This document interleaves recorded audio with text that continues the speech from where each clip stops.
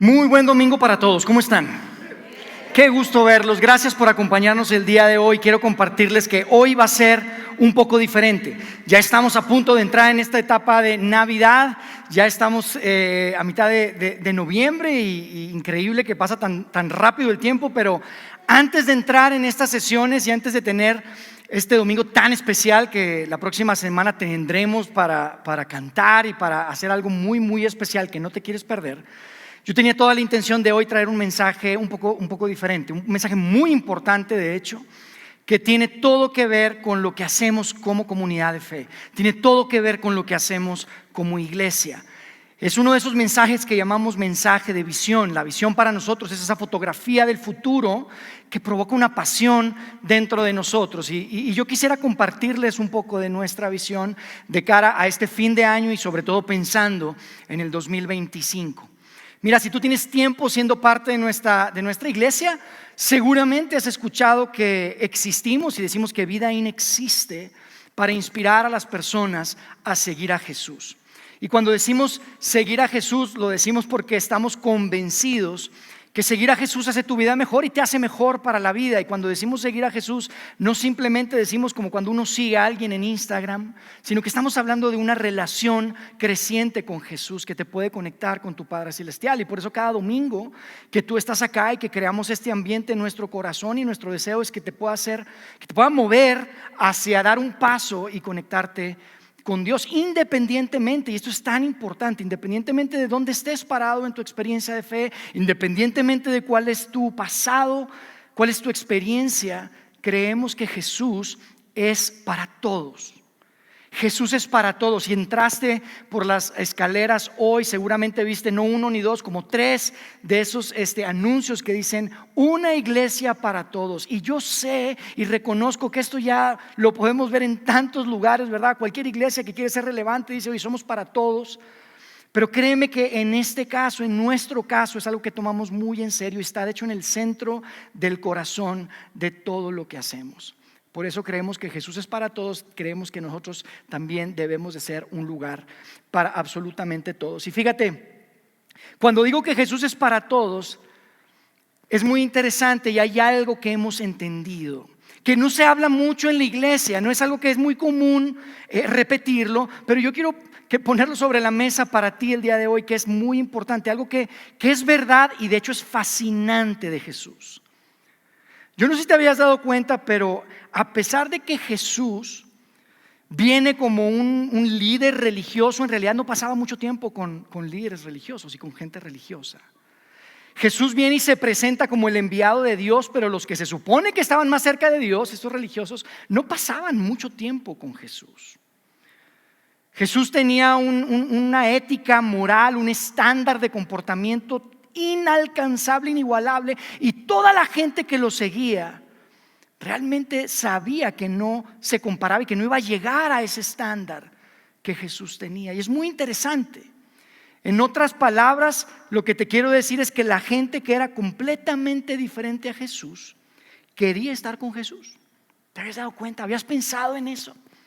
Eran completamente diferentes a Jesús. ¿Y sabes qué es lo más importante de esta declaración? No solamente la gente que era completamente diferente a Jesús quería estar con Jesús, sino que Jesús quería estar con ellos también. Jesús parecía estar más cómodo no con la gente que iba al templo, no con la gente que estaba ahí en los eventos del templo y hacía sacrificios y hacía ceremonias. Jesús parecía estar más cómodo con gente completamente diferente a él. De hecho, si tú lees las 4 biografías que tenemos de Jesús, tienes que saber esto, que no tenemos 1 ni 2 ni 3, tenemos 4 biografías de Jesús. Tú te das cuenta que cada momento encuentras multitudes. La palabra multitudes se repite y se repite y se repite. Había multitudes, la gente quería estar con Jesús. No se sentía intimidada, no se sentía ahuyentada, no se sentía menospreciada. Querían estar con él.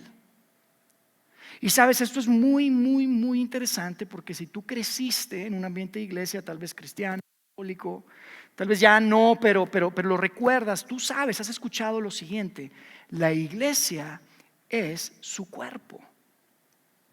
La iglesia es el cuerpo de Cristo. O sea, lo que era verdad de Jesús personalmente debería ser verdad de nosotros corporativamente. Lo que era verdad de Jesús individualmente, personalmente, debería ser verdad de nosotros corporativamente. No cuando están conmigo o contigo, pero sí colectivamente.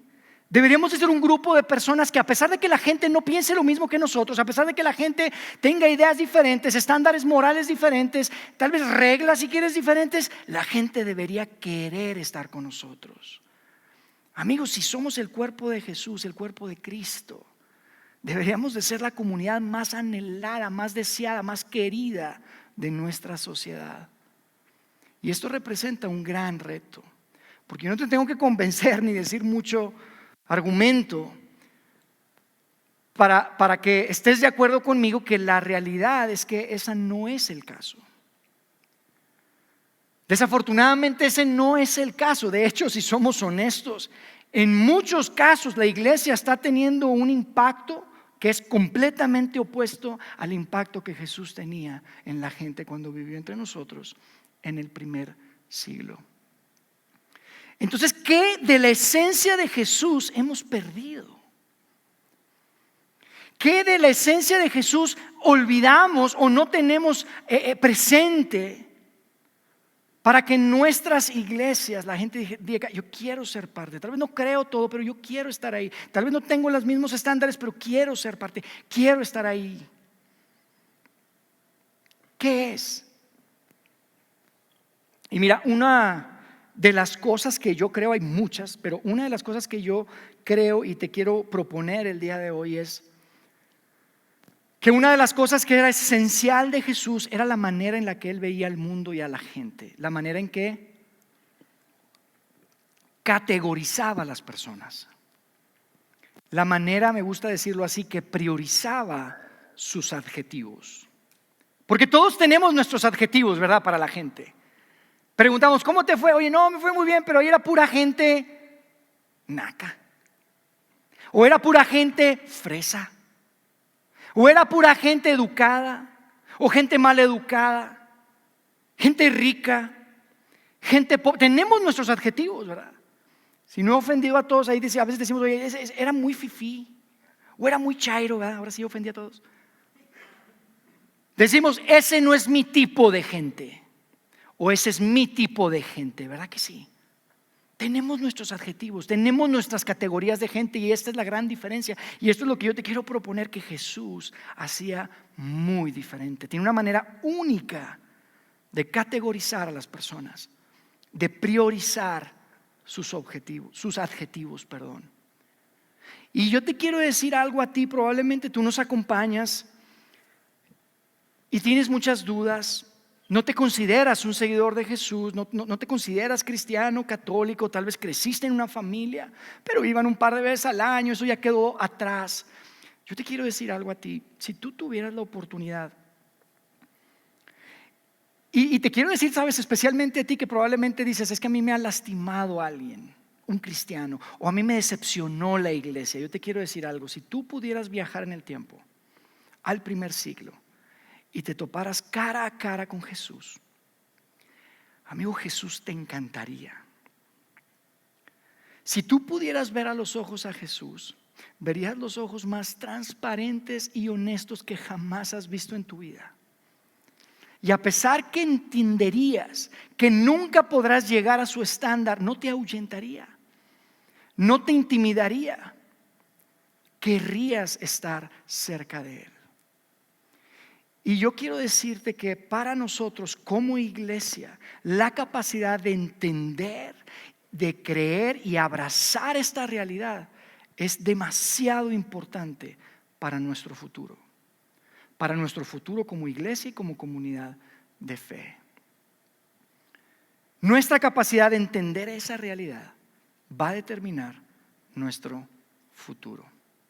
Así que yo lo que quiero hacer es darte un ejemplo de por qué digo esto. No quiero que simplemente porque yo lo digo digas: bueno, sí, entonces Jesús era así. No quiero que lo veas, quiero que lo veas a través de uno de los evangelios, una de las mini biografías o grandiosas biografías que tenemos de Jesús, porque es increíble, son pequeñas en términos de cantidad de contenido, pero son demasiado poderosas, demasiado relevantes, y hay tanto que encontrar ahí. Y hoy quiero que vayamos a una que escribió un hombre llamado Lucas. Él era un médico que tiene un perfil de investigador, y él presenta y nos trae hoy una escena en donde vemos a Jesús hablando de tal manera que nos queda muy claro cómo priorizaba sus adjetivos, y es lo que quiero que leamos juntos. ¿Te parece? Vamos a leer en Lucas 15. Fíjate lo que dice ahí, lo ponemos en la pantalla, el verso 1. Los cobradores de impuestos y otros pecadores de mala fama a menudo venían a escuchar las enseñanzas de Jesús. Y si tú tienes mucho tiempo siendo parte de la iglesia, esto te debería hacer pensar. Es increíble, ¿no crees? Cuando lees esto, inmediatamente esto está para pensar. O sea, todos querían a menudo escuchar las enseñanzas de Jesús. No necesitaban cafecito en la entrada, no necesitaban una gran banda. La gente quería escuchar a Jesús, querían estar con Él. Y si te fijas, de inmediato vemos cuáles son los adjetivos que se usaban en ese tiempo en la cultura. Uno de ellos era cobradores de impuestos, porque era una de las categorías especiales, porque los pecadores decían: a mí no me revuelvas con ellos, esos son los peores. Tenían su propia categoría de pecadores, y además estaban los pecadores. Amigos, estos eran los dos grupos de personas, digamos, que eran los peores de la sociedad. Y vemos que Jesús está con ellos y querían escuchar a Jesús. Y entonces, por eso, dice el verso 2, dice: los fariseos y los maestros de la ley religiosa se quejaban de que Jesús se juntaba con semejantes pecadores y hasta comía con ellos. O sea, Jesús, no te entendemos, Jesús. Se supone que vienes de Dios, pero nunca quieres estar con nosotros, y nosotros somos los que estamos cerca de Dios. Se supone que eres el enviado, se supone que eres un líder religioso, nunca nos das audiencia. Jesús, no te entendemos. ¿Cómo es posible que estés metido con toda esa gente equivocada? Y amigos, los dos grupos tenían sus adjetivos y sus categorías erradas. Ambos grupos de personas, ahí los religiosos y los no religiosos, tenían sus categorías erradas. Los dos grupos estaban mal, y Jesús les va a enseñar, como ese gran maestro, ese gran comunicador que es, les va a enseñar cómo Dios ve a las personas y cuáles son los adjetivos y las categorías que ellos deberían tener, porque estaban mal. Y entonces lo que hace Jesús es que les cuenta tres historias. Dos tienen que ver con cosas perdidas, y una tiene que ver con un padre y un hijo rebelde, un hijo irrespetuoso. Tú seguramente has escuchado, son de las parábolas y enseñanzas más famosas de Jesús. De verdad que lo vamos a leer rápido, pero yo te recomiendo que lo leas muy despacio en tu casa, porque hay grande riqueza en este pasaje. Fíjate lo que dice, y empieza Jesús con la primera historia en el verso 4 diciendo así: si un hombre tiene 100 ovejas y una de ellas se pierde, ¿qué hará? Y todos, amigos, todos sabían la respuesta. Nosotros somos un poco diferentes, pero ahí en ese momento nosotros no vemos aquí pastores con ovejas, ¿verdad? Por medio de aquí Vasco de Quiroga, no. Entonces, conectamos con eso, pero en ese tiempo todos entendían lo que estaba diciendo Jesús. Inmediatamente entendieron lo que estaba diciendo. ¿Qué hará? Dice: ¿no dejará las 99 en el desierto? Y uno pensaría: oye, no, ¿cómo vas a dejar 99 por una? No, tengo 99. Pero amigos, en esa cultura era muy diferente. Todos entendían la respuesta, era casi una pregunta retórica la que estaba haciendo Jesús. Le dice: ¿no dejará las 99 en el desierto y saldrá a buscar la perdida hasta que la encuentre? Y mira, por primera vez, probablemente en toda su vida, tenías pecadores, cobradores de impuestos, fariseos y maestros de la ley, y todos estaban haciendo: sí, bueno, claro, estaban asentando con su cabeza, y Jesús los tenía todos inmediatamente desde el inicio en la misma página.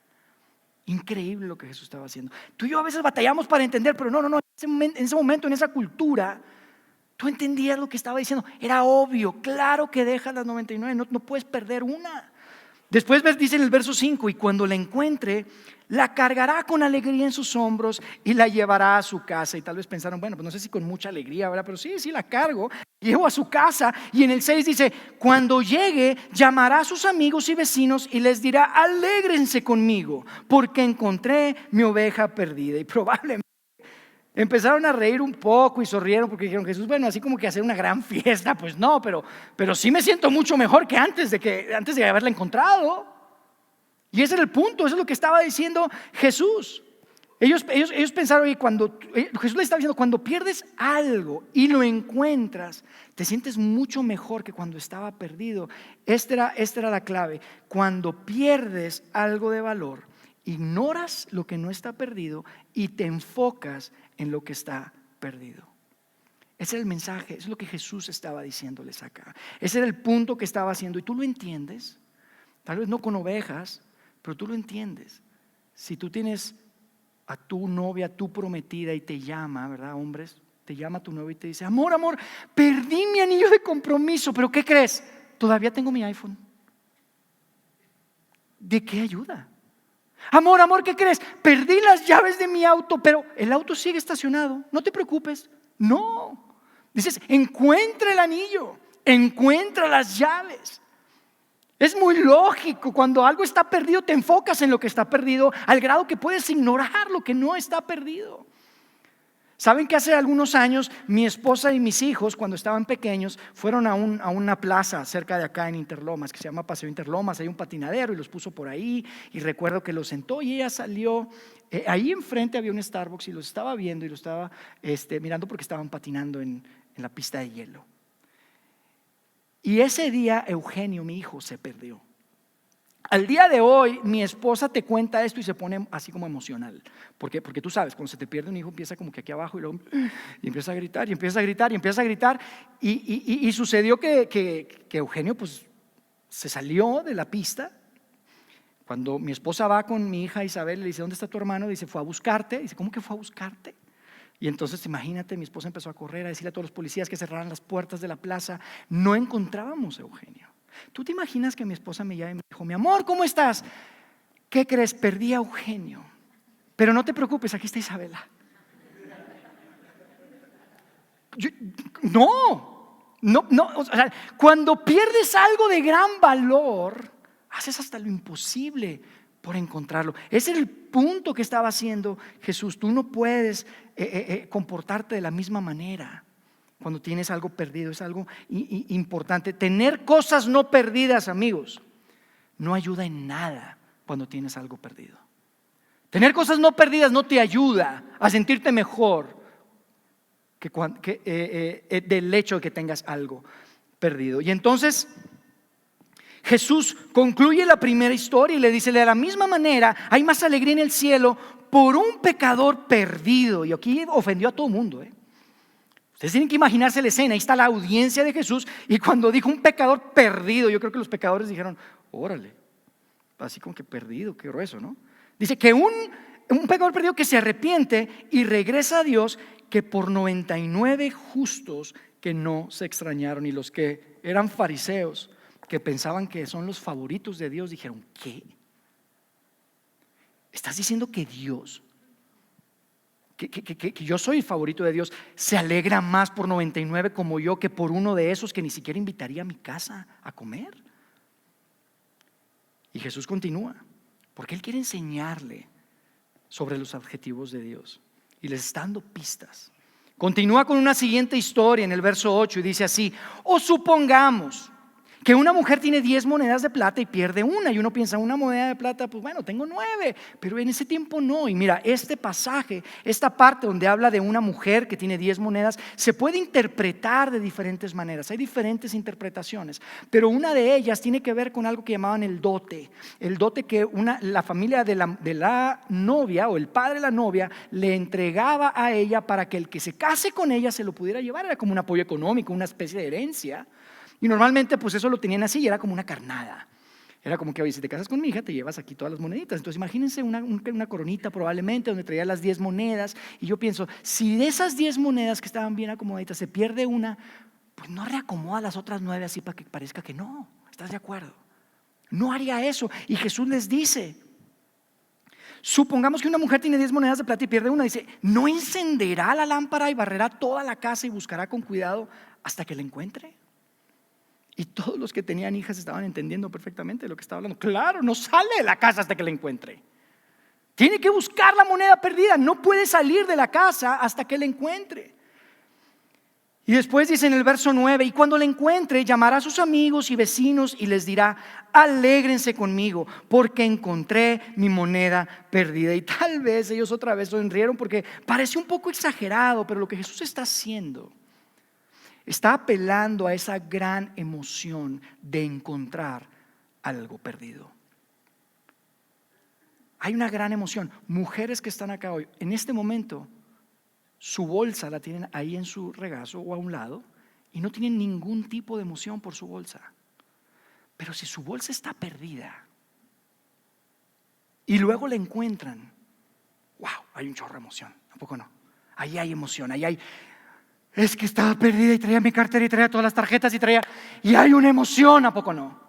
Pero ahora que está ahí con ustedes, no hay ningún tipo de emoción, y lo que está haciendo Jesús está apelando a esa emoción humana de esta realidad. Cuando pierdes algo de gran valor, haces hasta lo imposible por encontrarlo. Haces hasta lo imposible por encontrarlo. Y probablemente todos estaban diciendo: bueno, sí, Jesús, pero ¿de qué estás hablando? ¿Esto es un stand-up? O sea, ¿es un stand-up? ¿O qué es esto? ¿Verdad? Yo creo que todos estaban, o sea, tú y yo conocemos la historia, ya sabemos a dónde va. Ellos no sabían y probablemente estaban diciendo: sí, cuando se pierde una oveja, vamos y la buscamos. Cuando se pierde una moneda, vamos y buscamos la moneda. Ya entendí, pero Jesús, ¿cuál es tu punto? ¿A dónde vas? Y Jesús tiene la atención de su audiencia. Y es exactamente en ese momento donde entra y presenta esa historia tan famosa que seguramente tú conoces, que la conocemos como el hijo pródigo, que más bien tiene que ver con dos hijos, pero esa es otra historia. Te voy a resumir muy rápido lo que Jesús les presenta. Les presenta un padre que tenía dos hijos y el hijo menor básicamente va con su papá. Esto es básicamente lo que sucedió. Lo puedes leer. Pero lo que sucedió fue lo siguiente. El hijo menor va con su papá, que por cierto era muy rico, y le dice: papá, yo sé que cuando tú mueras me vas a dar parte de la herencia, pero papá, parece que no te vas a morir nunca. Eso es básicamente lo que le dijo. Papá, para cuando mueras ya voy a estar tan grande que ya ni siquiera tiene sentido. Ya ni tendrá sentido, papá. Papá, ¿por qué no hacemos como que estás muerto y me das lo que me toca hoy? Ya, ahora. Eso fue lo que sucedió. Y amigos, la audiencia de Jesús hizo ¡ah! Porque no lo podían creer. Uno lo lee muy rápido, pero las implicaciones eran tan grandes como las implicaciones que hoy tendría si tu hijo o tu hija va contigo y te dice: papá, gracias por el auto, gracias por apoyarme, gracias por la universidad y todo, pero papá, a mí me interesa lo grande, papá. ¿Por qué? Papá, ¿por qué no vendes la empresa y me das mi parte? Papá, ¿por qué tú y mamá no venden la casa, se van a rentar en un departamentito y me dan lo que me toca ahora? Así de grave era. Eso es lo que estaba sucediendo en esa escena que Jesús les estaba pintando cuando les contó esta historia. Es increíble y uno no lo alcanza a ver, pero era demasiado grande lo que significaba en ese tiempo. El que ese hijo fuera con su padre y le dijera: me das mi parte, era básicamente decirle: papá, estaría mejor que estuvieras muerto. ¿Y sabes qué es lo que significaba sobre todas las cosas? Significaba que la relación entre ese padre y su hijo había terminado mucho antes de que se fuera de su casa. No existía esa relación, estaba muerta, estaba rota. Papá, ¿por qué no te mueres? Es exactamente el mensaje que estaba dando.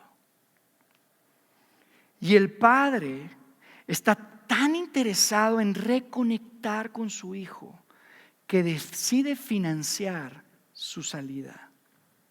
Ese padre estaba tan interesado en reconectar con su hijo que decide el camino más corto para reconectar y financia su salida. Porque tal vez esa conversación que tuvo el hijo con su padre no fue la primera, tal vez ya era una serie de conversaciones que habían tenido. Tal vez esa conversación fue la gota que derramó el vaso. de discusiones y discusiones y noches en donde el hijo no llegaba y no se presentaba para cenar en la mesa, y cuando estaba solamente estaba metido en su celular y con sus audífonos, y ahí estaba físicamente, pero no había relación. Ese hijo estaba desconectado, no existía esa relación. Y entonces lo que escucharon la audiencia de Jesús cuando Jesús les está contando esto, que el padre decide financiar su salida, básicamente escucharon que ese padre amaba más a su hijo de lo que amaba su reputación. Era un padre que estaba tan interesado en reconectar con su hijo que no le importó su reputación, porque ese es el momento cuando ellos estaban escuchando de ese hijo rebelde y respetuoso con su padre. Muy probablemente estaban pensando ese pasaje medio escondido en Levítico, habla del hijo rebelde y lo que tienes que hacer con un hijo rebelde. Tiene que ver con piedras. Este era un padre necio. Este era un padre tonto. La audiencia lo entendía. Pero Jesús los tiene atrapados en esta historia y presenta esta historia y les dice que básicamente el padre le dice: ok, hijo, hagamos como que estoy muerto. Voy a vender las tierras, voy a vender todo lo que tengo. Aquí está tu parte. Y le entregó su parte, porque el padre, amigo, estaba dispuesto a perderlo físicamente con tal de encontrarlo relacionalmente. Ese padre estaba dispuesto a perderlo físicamente con tal de encontrarlo relacionalmente. Y ustedes conocen la historia. El hijo hace las maletas. Probablemente se despidió en una escena incómoda de su papá y de su mamá y se fue a vivir la vida loca. Se compró un depa en Acapulco y se compró un auto deportivo y andaba de fiesta y fiesta. Y el tiempo pasó y pasó y pasó. Y la historia dice, y sabes, probablemente esta es tu historia, o probablemente es la historia que quisieras que sucediera con tu hijo o tu hija, o con tu nieto o con tu nieta. Pero la historia dice que eventualmente ese hijo termina abrumado por la realización de darse cuenta, le cae el 20, como decimos, que está desconectado.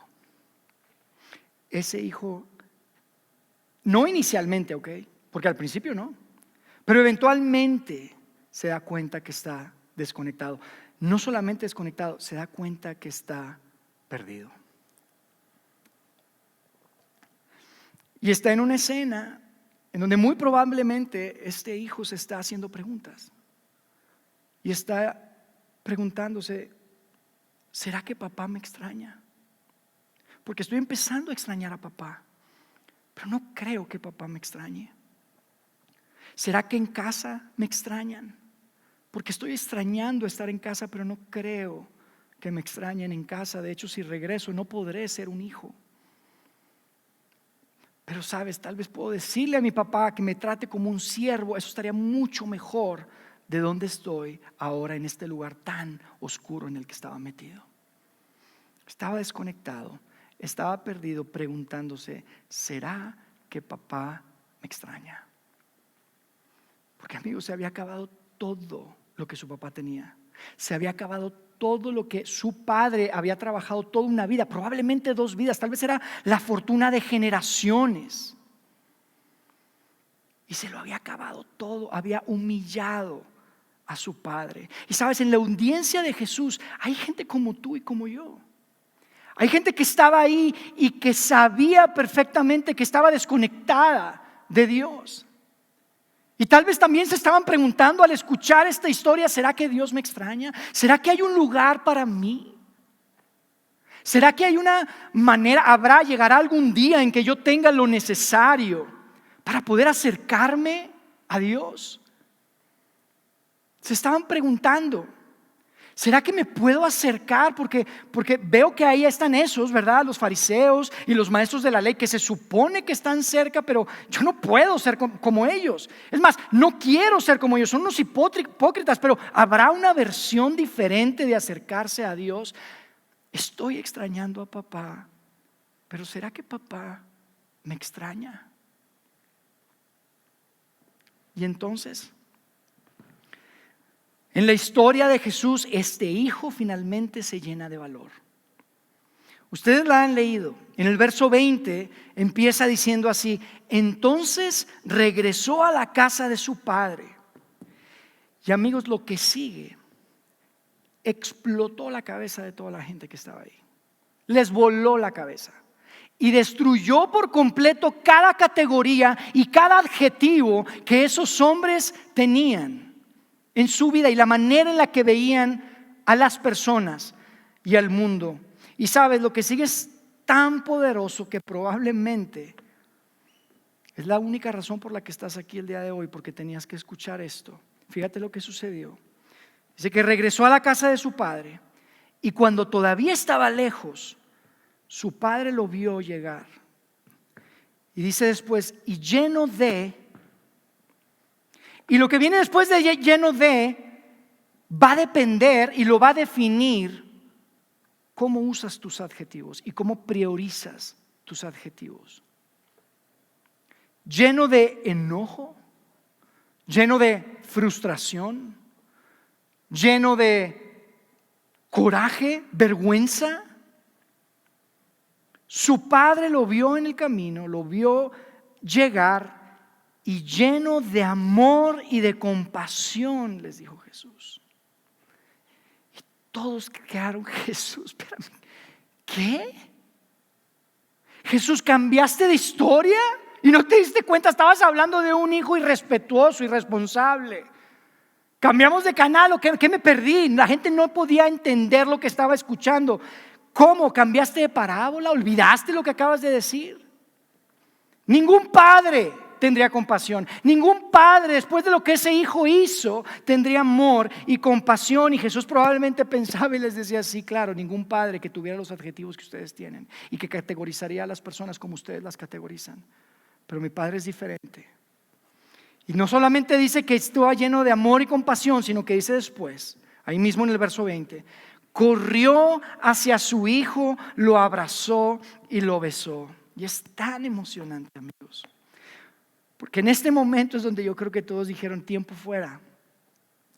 Jesús, no entendemos. Eran las mismas personas, mismo lugar, misma distancia. ¿Por qué ese padre no corrió y lo abrazó y lo besó cuando se estaba yendo? ¿Por qué no ese padre no fue y se le colgó del cuello para decirle: hijo, no te vayas, no lo hagas? ¿Por qué? ¿Qué es diferente ahora? Que cuando se fue, lo dejó ir. Y mira, lo que sigue y lo que te voy a decir nos impacta a todos aquí el día de hoy, independientemente si te consideres seguidor de Jesús, no es seguidor de Jesús, cristiano, católico, ateo, no importa. Esto nos impacta a todos. La razón por la que era diferente, amigos, es porque ese padre lo que quería era una relación. Quería una conexión, no una coordenada de GPS. Ese padre lo que quería era estar conectado con su hijo. Y cuando vio el potencial, la potencial conexión, cuando ese hijo venía en el camino y vio esa potencial conexión, dice que corrió y lo abrazó y lo besó. Amigos, esta historia era el peor escenario para esa audiencia. Era el peor escenario. Era la humillación más grande que se podía presentar a un padre y ellos no lo podían creer. ¿Y sabes por qué no lo podían creer? Por la manera en la que priorizaban sus adjetivos. Para ellos era limpio y sucio. Era bueno y malo, aceptable, inaceptable, respetuoso, irrespetuoso. Y ese hijo no cumplía con ninguna de esas categorías. Ese hijo no cumplía. No les hacía sentido, no lo ponían a entender. Y continuamos leyendo en el 21, dice que Jesús les cuenta que ese hijo le dijo: Padre, he pecado contra el cielo y contra ti, y ya no soy digno de que me llamen tu hijo. Y él da su speech. Yo creo que se había memorizado ese speech cuando iba en camino de regreso a casa y le está diciendo: papá, esto no fue un accidente, papá. Yo sabía lo que estaba haciendo. No fue un accidente, papá, fue a propósito. No merezco ser tu hijo. Y probablemente el papá le estaba diciendo: hijo, yo sé, siempre lo supe. siempre lo supe, pero también estás acá y no es accidente. También estás acá y no fue por accidente. Dice que inmediatamente les dice a los siervos, dice, su padre le dijo a los sirvientes, rápido, traigan la mejor túnica que haya en la casa y vístanlo. Consigan un anillo para su dedo y sandalias para sus pies. Y después dice, maten el ternero que hemos engordado, que era algo muy especial.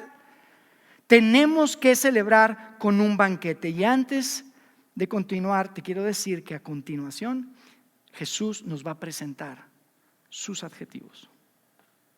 Ahora Jesús nos va a enseñar la manera en la que Él y el Padre ve a las personas. Así es como te ve a ti, como te ve a ti, como te ve a ti, como te ve a ti, como me ve a mí. Y aunque hay muchas cosas que tal vez me describen y te describen, para tu Salvador o tu potencial Salvador, solo hay algunas categorías. Es muy sencillo. Esta es la manera en la que te ve. Fíjate lo que dice el 24. Porque este hijo mío estaba muerto. ¿Cómo, Yair? Pero no estaba muerto en realidad. Es un decir. Dice, estaba muerto y ahora ha vuelto a la vida. Para ser más específico, me imagino que Jesús quería clarificar. Dice, estaba perdido y ahora ha sido encontrado. Ese padre sabía dónde estaba su hijo, amigos. No estaba perdido de que no sé dónde está. Estaba perdido para él.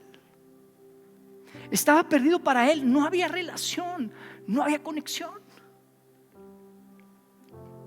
Y yo me imagino, me da emoción porque yo me imagino, si tú tienes hijos, te puedes conectar con eso. ¿Te imaginas que la gente llevaba con ese papá y le decía, compadre, me da mucha pena decirte, pero vi a tu hijo el otro día? Y yo creo que él decía, ya no me cuenten. Yo sé dónde está. Estaba muerto para él. Estaba perdido para él. Y él sabía dónde estaba.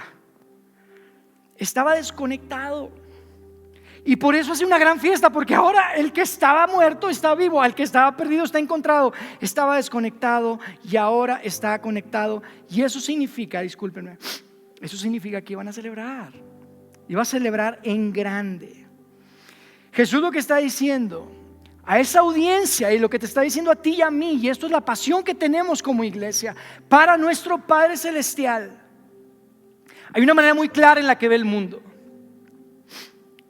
Las categorías y los adjetivos, solamente hay dos. Hay gente conectada y hay gente desconectada de su Padre Celestial. Y Jesús te diría a ti y a mí, déjame te digo cómo veo el mundo. Mi prioridad no es la gente conectada. Y no es de que no me importen, los amo y me encanta, pero estamos conectados, estamos disfrutando. Mi pasión y mi prioridad es el que está desconectado. No es el que ya está conectado, es el que está desconectado. Amigos, ¿sabes por qué la gente que era completamente diferente a Jesús quería estar con Jesús y Jesús quería estar con ellos? Porque precisamente para eso vino Jesús a este mundo. Para eso vino Jesús a esta tierra. Ese es el corazón del Padre Celestial. Y si tú y yo queremos ser una comunidad de fe, un grupo de personas, una iglesia que represente dignamente a nuestro Salvador, necesitamos afinar y ajustar nuestros adjetivos y repriorizar nuestros adjetivos. Necesitamos sincronizar nuestro corazón con el corazón de Dios y enfocarnos en lo que Dios se enfoca más. Porque, amigos, la realidad es esta: la fuerza gravitacional natural de la iglesia, natural de este tipo de grupos, de comunidades, es enfocarse en las 99 ovejas. Porque son los que están aquí, son los que pagan, son los que opinan. La tendencia, la fuerza gravitacional de las iglesias es las 9 monedas, no la que está perdida. Y yo quiero que podamos hacer algo tan diferente probablemente a lo que a través del tiempo la iglesia ha hecho. Por eso hacemos lo que hacemos, por eso lo hacemos diferente. Por eso decimos, ¿y por qué es tanta cosa loca? Porque me importa la que está allá afuera. Me importa la gente que no está acá. Qué bueno que tú estás aquí.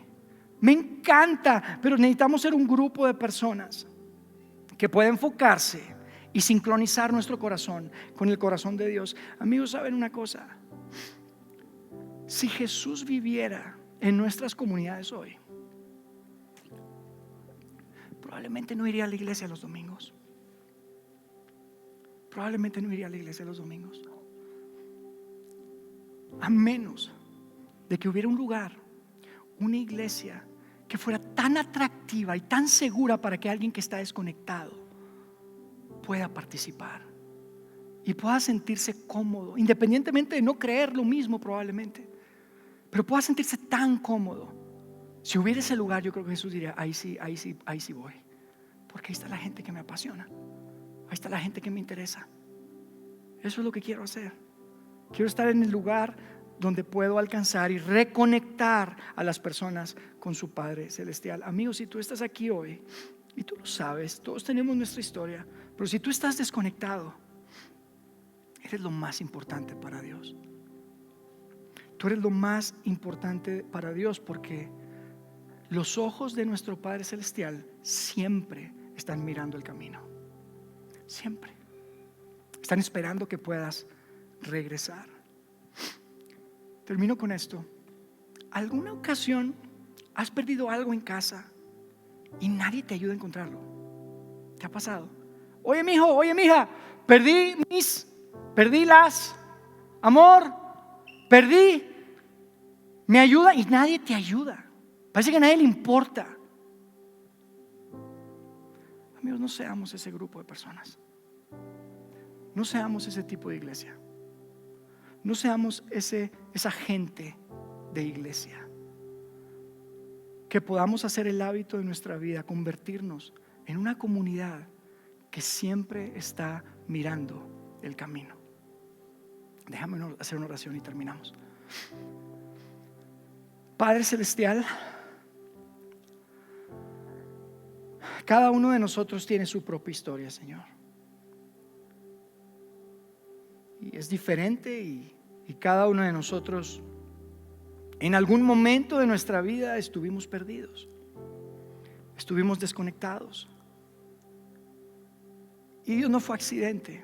Para muchos de nosotros esa pérdida, esa desconexión fue a propósito. Sabíamos lo que estábamos haciendo. Y muy probablemente nos preguntamos si nos extrañas. Pero cuando regresamos a tus pies nos dimos cuenta que nos estabas esperando, Dios. Y yo quiero pedirte que esa sea nuestra motivación, que esa sea suficiente motivación para que podamos ser ese cuerpo, esa iglesia que te pueda representar dignamente y esté alineado con tu corazón y esté alineado con tus prioridades. Que podamos repriorizar nuestros adjetivos y que podamos ser ese grupo de personas que está pensando en quién está desconectado. Ese grupo de personas que está pensando en tal vez tener una conversación, en tal vez invitar a alguien. Tal vez tenemos que ser ese grupo de personas que simplemente necesita estar ahí para alguien, para ser escuchado, para darle un consejo o para confrontarlo o darle un libro a leer. Que seamos un grupo de personas que esté apasionado por la gente que está desconectada a Dios. Y que sea tu espíritu el que nos permita ver las cosas como tú las ves, que nos permitas repriorizar nuestros adjetivos, nuestras categorías, y que podamos ser ese grupo de personas que siempre está mirando el camino. Gracias por tu palabra, gracias por tu gracia, por tu misericordia y por tu increíble perdón. Nos ponemos en tus manos en el nombre de Cristo Jesús. Amén.